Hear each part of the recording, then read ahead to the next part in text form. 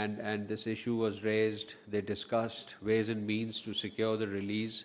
Pakistani embassy in Mogadishu, in Djibouti, which is accredited to Mogadishu, had sent teams to Mogadishu to discuss this issue. Moreover, early next week, we have been holding interministerial, interdepartmental meetings on this issue. And next week, another important meeting in person is being held here in the Ministry of Foreign Affairs. So this matter remains high on our priority. We feel for the individuals, we feel for the families, but this is a difficult situation. Operationally, it's challenging. These captives are held in a part of Somalia, which is the semi-autonomous Puntland region. There are tribal societies. The pirates belong to a certain tribe. The ship owner belongs to a certain tribe. So these are the intricacies of the society in which this whole discussion is operating. So we urge patience, but of course, we feel for the relatives of these individuals. Moving on to the Middle East and the standoff in the Gulf region, Pakistan remained deeply concerned at the situation in the region marked by recent escalation. We appeal to the parties to adhere to the understanding reached on the ceasefire and end hostilities to widen space for dialogue and diplomacy. Pakistan reaffirms its support for the peaceful resolution of all outstanding issues. We are of the view that diplomacy and dialogue should be the guiding principles for achieving negotiated settlement of all contentious issues in accordance with the rights and responsibilities of the relevant parties. Pakistani mediatory and facilitative efforts have endeavored to end hostilities, save lives, and give diplomacy a chance. In this regard, as you know, Minister of Interior was in Tehran this week, where he held important meetings with the Iran's leadership.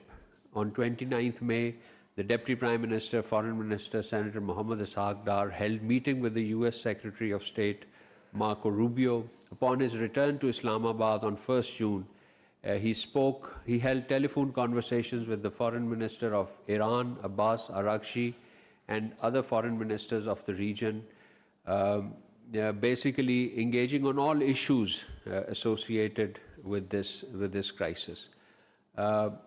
Sequentially and following strong advocacy from Pakistan, the US and Israel engaged directly at the summit level on the late night, early morning of the 2nd June Pakistan time. This important telephone conversation at the summit level between US and Israel. And as a result, Israel and Lebanon agreed on a ceasefire, and this ceasefire was possible through the good offices of the United States. Despite the fragility of the situation on ground in Lebanon, particularly in South Lebanon, this was a positive development, and we hope that it will be lasting and will be implemented, particularly by Israel. This week, Lebanese Army Chief General Rodolphe Hakel visited Pakistan. He called on Pakistan's Chief of Army Staff and Chief of Defense Forces, Field Marshal Sayyid Asim Munir. You covered the readouts issued by the ISPR on this important development. Pakistan, along with and one important development which just happened late last night, and we just issued a press readout, was the telephone conversation between our Deputy Prime Minister and Foreign Minister, Senator Mohammad Atta Tarar, with his Turkish counterpart, Mr. Hakan Fidan. So the two leaders discussed evolving regional situation and underscored importance of dialogue and restraint, and both expressed hope for an early understanding among all parties, which would contribute to peace and stability in the region. So, ladies and gentlemen, Pakistan, along with its partners, countries, partners in the region and beyond, continue to undertake constructive diplomatic engagements in supporting de-escalation, ceasefire, and broader pursuit of stability in the region. Our efforts in this regard continue, and indeed we are guided by the spirit peace diplomacy, as very eloquently articulated by our Prime Minister in his statement, where he said that, quote unquote, let us continue to remain on path of peace and diplomacy, which have brighter prospects for success instead of violence and destruction, quote unquote, from the Prime Minister of Pakistan, His Excellency Muhammad Shahbaz Sharif. So I'll end the statement here and open the floor for question answers.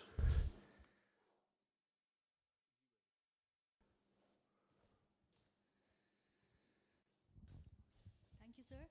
Amnali from Express 24/7. Sir, India's External Affairs Ministry has made statements regarding AJK situation, and their Indian media and also Indian leadership, they have also spoken about it. So what is your response on it? Yes, we have seen those statements. We reject India's remarks in their entirety. It's untenable for a state like India, which has consistently denied the people of Jammu and Kashmir their right to self-determination, to claim concerns over the rights of Kashmiris. By making such remarks, India seeks to divert attention from the unresolved status of Jammu and Kashmir and its own abysmal record in the Indian illegally occupied Jammu and Kashmir. We also reject any insinuation of the false equivalence between the situation in Indian illegally occupied Jammu and Kashmir and matters relating to Azad Jammu and Kashmir. Indian illegally occupied Jammu and Kashmir is an illegally annexed, internationally recognized disputed territory whose people have suffered systemic abuses under draconian laws and have been denied their rights, including the right to self-determination, as affirmed by the relevant UN Security Council resolutions and as promised by the Indian founding fathers to the Kashmiri people. Situation in Azad Jammu and Kashmir, on the contrary, we are addressing issues arising within a democratic and constitutional framework. Any attempt to conflate the two is misleading and does not withstand objective scrutiny. If India sincerely believes that the wishes of the Kashmiri people on both sides of the line of control should prevail and their human rights should be upheld, it must uphold their right to self-determination and agree to holding a free and impartial plebiscite under UN auspices, in accordance with the relevant resolutions of the UN Security Council. Pakistan will continue to support the human rights of Kashmiris, including their inalienable right to self-determination of the people of Jammu and Kashmir, and we'll also support the peaceful resolution of this 8 decades-old disputes in accordance with international law, the relevant UN Security Council resolutions, and the wishes of and aspirations of the Kashmiri people. Thank you.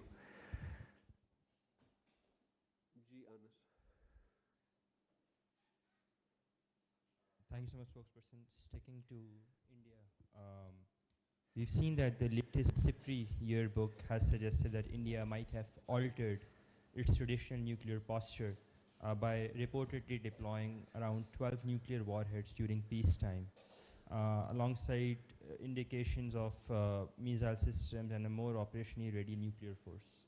Does Pakistan view this as a destabilizing development for strategic stability in South Asia? Your comments on this. Thank you. Yes, you are quoting from the report of CIPRI, Stockholm International Peace and Research Institute. We have seen the CIPRI report and their assessment regarding developments and deployments of nuclear capabilities of India, including the reported deployment of nuclear warheads. While we do not wish to endorse or lend credence to CIPRI's methodology, its findings nevertheless are not surprising. Pakistan is not surprised by these developments. These findings of CIPRI broadly corroborate concerns that Pakistan has consistently been raising regarding India's continued vertical proliferation. We also believe that open source estimates such as CIPRI may not fully reflect the actual scale of India's nuclear arsenal, which may actually be higher than the existing estimates. Let me just add that not just the nuclear warheads, Pakistan is also cognizant of developments in India's strategic capabilities, including canisterization of the missile systems, the expansion of sea-based nuclear-capable submarines, and the pursuit of increasingly longer range of intercontinental ballistic missile systems that go far beyond the India's periphery, neighborhood, or its legitimate defense needs. These developments enhance operational readiness, complicate crisis stability, and carry implications that extend beyond South Asia with grave consequences for international peace and security. Pakistan does not seek an arm race. We are not interested in arms race and matching warheads or arms and ammunitions by number. However, we remain mindful of the evolving security environment. We will continue to take measures essential for preserving strategic stability and deter any possible India's aggression.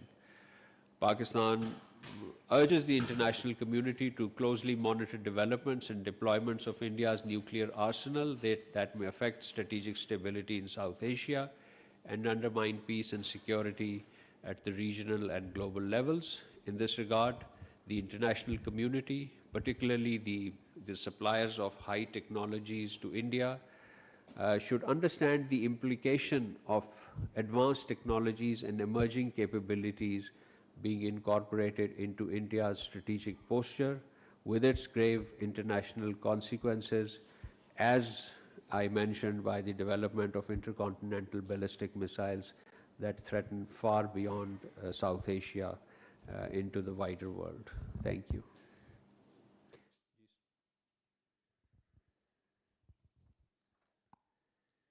Sir, thank you. So late Tuesday, India's Minister for Water, C.R. Patel, told India's news agency ANI that it is certain not a single drop of water will go to Pakistan in coming years, and India actively working on it after directives of PM Modi, quote unquote. So what is your response on this? Yes, we have seen this statement attributed to the Indian Water Resource Minister regarding the future flow of water to Pakistan. And as I said, as I've said previously, any attempt to block or substantially curtail water that is vital to livelihood, agriculture, and well-being of more than 250 million Pakistani would be a deeply irresponsible act and contrary to established international obligations concerning transboundary rivers and indeed India's own bilateral agreement with Pakistan. Pakistan firmly rejects any notion that water can be treated as a political tool or instrument of coercion or a weapon. Such actions would threaten not just regional peace and security of South Asia and beyond, and the responsibility of such threat to international peace and security would fall squarely on India's shoulder. Pakistan's rights and interests in respect of its water resources are non-negotiable. We will vigorously defend those rights through all available diplomatic, legal, political, economic, and other measures consistent with international law and the UN Charter. Any deliberate attempt to block water essential to Pakistan's survival and development would constitute an extremely grave act with far-reaching consequences. As stated by at the top leadership level by Pakistan, any such act would be treated with utmost seriousness and could possibly amount an act of war. Under Article 51 of the UN Charter, every state retains the inherent right to self-defense. Pakistan will take all necessary measures to safeguard its economy and its vital national interest and lives of its 250 million people. We call upon India to act responsibly, honor its international commitment, and refrain from statements and actions that could further escalate tensions in the region. Pakistan remains committed to safeguarding its interests, as I said, and we will closely monitor developments on the ground in Indian illegally occupied Jammu and Kashmir and elsewhere from where these water resources emerge. Thank you. Islamabad में तर्जमान दफ्तर ख़ारजा Tahir Hussain Andrabi हफ्तावार news briefing दे रहे थे। उनका ये कहना था कि पाकिस्तान के कार्गो शिप को जिस तरह से कज़ाकी के हवाले से अगवा किया गया उस पर काम जारी है और हुकूमत पाकिस्तान इक़दाम कर रही है, जबकि आज़ाद कश्मीर से मुतालिक भारतीय बयानिए को मुस्तरद करते हैं।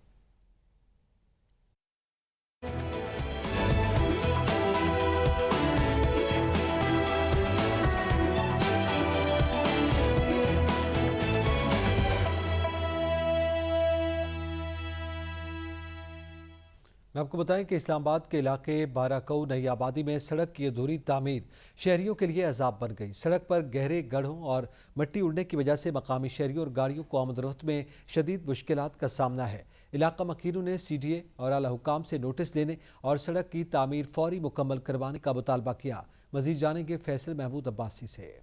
जी बिल्कुल, मैं इस वक्त वफाकी दारुल हुकूमत इस्लामाबाद के नुआई इलाके बाराको नई आबादी रोड में मौजूद हूँ। इस रोड का काम चंद माह पहले शुरू किया गया, लेकिन ठेकेदार ने एक हिस्सा उखाड़ के छोड़ दिया गया। इसका काम दोबारा तामीर नहीं किया गया, जिसकी वजह से अहले इलाका को शदीद मुश्किलात का सामना है। हमारे साथ अहले इलाका मौजूद है, उनसे पूछते हैं। बनाने का इसका कोई ज़रूरत नहीं था, लेकिन उन्होंने बोला कि यहाँ के मुतालिका जो कमेटी के लोग हैं उन्होंने बताया कि हमने नया सीवरेज लाइन डालना है, ऊपर से गली से जो पानी आ रहा है उसको हम सीवरेज लाइन पे डाल देंगे। इसी वजह से सीवरेज लाइन के लिए हम ये रोड तोड़ रहे हैं। तो रोड भी तोड़ दिया, सीवरेज लाइन भी डाल दिया। सीवरेज लाइन जो है ना वो बिल्कुल ना कि सीवरेज लाइन उससे पानी भी नहीं जा रहा है। रात को जो बारिश हुआ है यकीन मानो कम से कम 1.5-2 फुट पानी था। ये रोड तकरीबन 5 माह पहले अच्छी भली बनी हुई रोड थी, इसको उखाड़ दिया गया। उन्होंने बोला था कि इसमें एक अच्छा सा सीवरेज सिस्टम डालेंगे और रोड को दोबारा बनाएंगे। जी बिल्कुल, शहरियों का यही मुतालबा है कि इस रोड को जल्द से जल्द तामीर किया जाए ताकि शहरी सुख का सांस लें। जी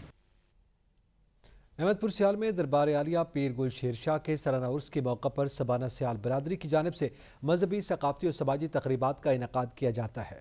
उर्स में मुल्क भर से ज़ायरीन शिरकत करते हैं, जबकि लंगर, मुहाफिले, नात व ज़िक्र और दीगर प्रोग्राम भी मुनक़िद किए जाते हैं। ये मेला इलाके में मजहबी अक़ीदत, भाईचारे और सकाफती रिवायात के फ़रोग़ का अहम ज़रिया है। जानेंगे मोहम्मद इरफान से। जी बिल्कुल, इस वक्त मौजूद हूँ मैं सैयद पीर गुल शेर शाह के सालाना उर्स के हवाले से मुनक़दा तकरीब में, और उसके सिलसिले में जो है यहाँ पे तकरीबात जो है उनका जो मुनक़द हो रही हैं। और इस वक्त जो हमारी सकाफती खेल है कबड्डी, उसके हवाले से यहाँ पे तकरीब मुनक़द है। हमारे साथ मार हसन रज़ा सबाना सियाल साहब मौजूद हैं। मैं पंजाब गवर्नमेंट का शुक्रिया अदा करना चाहता हूँ, पंजाब पुलिस का शुक्रिया अदा करना चाहता हूँ जिन्होंने माहौल को बरकरार रखा है। तो उसके बाद मैं अपनी आवाम जो आई है दूर से, हमारे डिस्ट्रिक्ट से, आउट ऑफ डिस्ट्रिक्ट से, उनका तहे दिल से मशकूर हूँ। सबाना सियाल बिरादरी सालाना हमारी जो रिवायात है इंशाल्लाह हम कोशिश करेंगे हम इनको बरकरार रखें और आवाम को जो इलाका से दूर और नज़दीक, आउट डिस्ट्रिक्ट से, बल्कि ये सरहद और पंजाब का मुकाबला होता है। जी जैसे कि आपने गुफ्तगू सुनी मार आरिफ सबाना सियाल साहब की और मार हसन रज़ा सबाना सियाल साहब की, उनका यही कहना है कि हज़रत पीर गुल शेर शाह की ये जो उर्स की रिवायत है ये अरसा दराज से चली आ रही है। इस तरह इनका मजीद कहना था कि ये जो रिवायत है ये हम बरकरार रखेंगे और आइंदा भी इसी तरह जो मेले हैं वो यहाँ पे सजाते रहेंगे। जी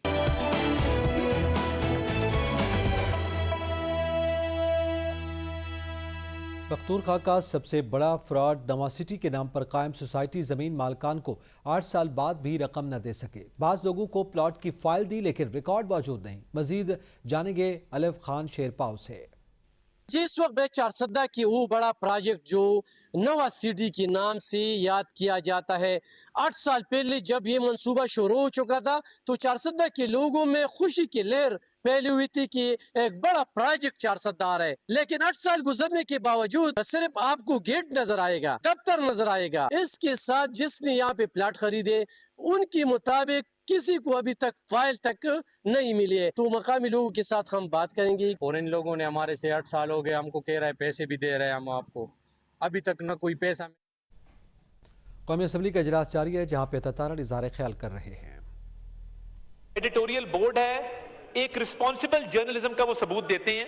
सर हमारा काम ये है एज ए गवर्नमेंट कि वो पोलियो की कैंपेन हो, वो क्लाइमेट चेंज की कैंपेन हो, वो डिजिटल वॉलेट की कैंपेन हो, जितनी भी पब्लिक के इश्यूज हैं उस पे सर एडवर्टाइजमेंट देना ये गवर्नमेंट की जिम्मेदारी होती है सर। मैंने सर इस पे तमाम गवर्नमेंट की मिनिस्ट्रीज, डिविजन्स, ऑटोनमस बॉडीज, तमाम इंस्टीट्यूशंस की जितनी डिटेल थी सर वो हमने दे दी है सर, और किस किस मद में ये एडवर्टाइजमेंट्स गई हैं। दूसरा सर, जब हम मीडिया पेमेंट्स की बात करते हैं तो पाकिस्तान ब्रॉडकास्टर्स एसोसिएशन के साथ हम डील करते हैं। ये एक एसोसिएशन है तमाम इलेक्ट्रॉनिक मीडिया चैनल्स की, उनकी आपस में हम मांगी है